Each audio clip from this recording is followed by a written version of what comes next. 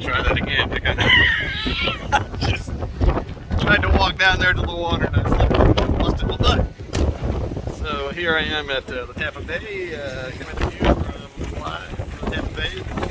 I hear that the bay is having an opposite of a storm surge and is blowing out. I heard that happened in 17, so I was trying to come down here and check it out. It's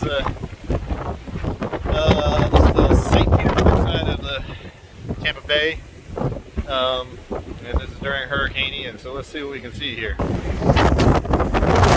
Not to bust my butt this time. I put some better footwear on. Flip-flops is inappropriate for that green slippery stuff there. That was way, way slippier than I expected it to be. Let's see what we can see.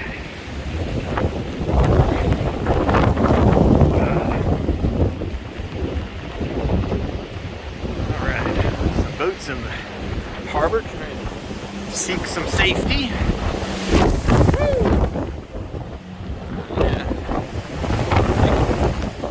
Well, I would say that the odds are that this water level was probably much higher than before. I think that, yeah, because this is a channel.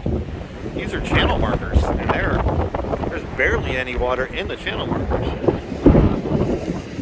That's why all these boats are here, and those boats are now out of the water, and that's probably because the water level has dropped.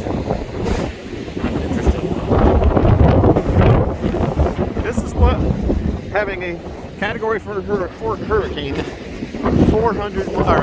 100 miles away is like. We're probably seeing gusts here of, I don't know, 40 miles an hour-ish. If there's anybody on those boats, man, that big old piece of concrete there, that would be a mess if you were trying to beat your boat right